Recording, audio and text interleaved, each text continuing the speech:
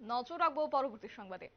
রাজনীতির ময়দানে এবার চলছে ম্যারাথন দৌড়, কেননা সামনেই তো রয়েছে লোকসভা নির্বাচন এবং তারই মধ্যে প্রত্যেকটি রাজনৈতিক দল এবার মাঠে ময়দানে রয়েছে এবং তাকে কেন্দ্র করে প্রত্যেকেই চাইছে তাদের শক্ত ঘাঁটি তৈরি করতে। লোকসভার ভোট বাক্স ভারী ভারী করতে কার্যত এবার নেমে পড়েছে শাসক থেকে বিরোধী, কিন্তু সেই জায়গায় দাঁড়িয়ে এক প্রকার অনেকটাই এগিয়ে রয়েছে শাসক দল বিজেপি এবং তাকে কেন্দ্র করে তারা প্রচারে ঝড় চলছে। জনদুয়ারে কিভাবে পৌঁছানো যায় তাকে এবার মাথায় রেখেছে, কারণ আপকি বার 400 পার সেই লক্ষ্যমাত্রায় নিয়েছে রাজ্যের শাসক দল বিজেপি এবং তাকে কেন্দ্র করে আজ পশ্চিম ত্রিপুরা লোকসভা আসনের প্রার্থী বিপ্লব কুমার দেবের সমর্থনে আজ একটি সভা অনুষ্ঠিত হয়েছে 23 ধনপুর এবং 23 ধনপুরে প্রকাশ্যে একটি সভা অনুষ্ঠিত হয়েছে, যেখানে উপস্থিত ছিলেন রাজ্যের মুখ্যমন্ত্রী মানিক সাহা।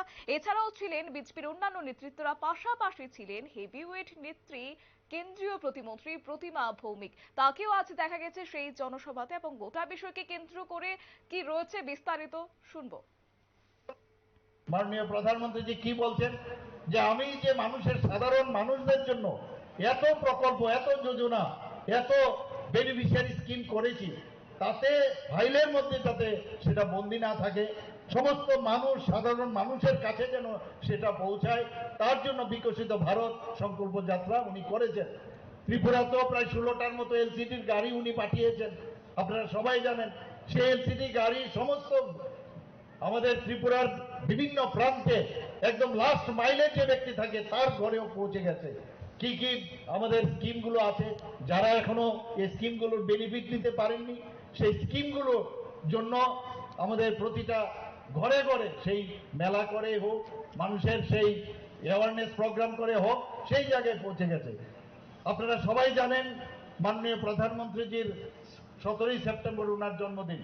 2022-এ আমরা ওনার জন্মদিনে প্রতি ঘরে সুশাসন আমরা শুরু করেছিলাম এবং সেই একই কায়দায় আমরা সমস্ত মানুষের কাছে আমাদের যেসব বেনিফিশিয়ারি স্কিমগুলো আছে কেন্দ্রের এবং ত্রিপুরার সরকারের, সেই স্কিমগুলো নিয়ে আমরা মানুষের কাছে গেছি।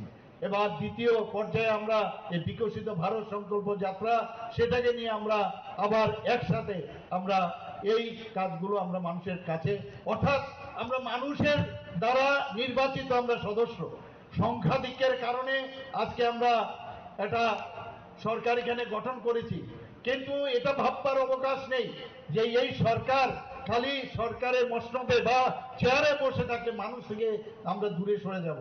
মাননীয় প্রধানমন্ত্রীজি আমাদেরকে বারবার আমাদের শিখিয়েছেন মন কি বাত অনুষ্ঠান। আপনারা দেখেছেন সারা পৃথিবীর মধ্যে এই মন কি বাত অনুষ্ঠান নিয়ে একটা রিসার্চ হচ্ছে। আমার মনে হয় না পৃথিবীর কোনো রাষ্ট্রের মধ্যে এইভাবে রাষ্ট্রপ্রধান মন কি বাতের অনুষ্ঠানের মাধ্যমে সাধারণ মানুষের সাথে উনি কথা বলেন। আমার মনে হয় না যেটা মাননীয় প্রধানমন্ত্রীজি করেন। আপনারা শুনলেন মুখ্যমন্ত্রীর বক্তব্য। কার্যত এক্ষেত্রে লোকসভা ভোট যেহেতু দোরগোড়া এবং তারই মধ্যে প্রধানমন্ত্রী নরেন্দ্র মোদী যে সাধারণ মানুষের জন্য কি কি করে গেছেন সেটাও কিন্তু তুলে ধরেছে এক প্রকার খতিয়ান, এবং তারই মধ্যে মন কি বাত অনুষ্ঠান সম্পর্কেও সেই বিষয় সম্পর্কে তুলে ধরেছেন, যেখানে সাধারণ মানুষের সাথে কথা বলার জন্য প্রত্যেক মাসের শেষ রবিবারে প্রধানমন্ত্রী নরেন্দ্র মোদীর মন কি বাত অনুষ্ঠান হয়ে থাকে। তাকে কেন্দ্র করে আর মূলত সেই বিস্তারিত বিষয় আজ তুলে ধরেছেন মুখ্যমন্ত্রী মানিক সাহা। নিয়ে নিচ্ছে ছোট্ট একটি বিজ্ঞাপন বিরতির সঙ্গে থাকুন।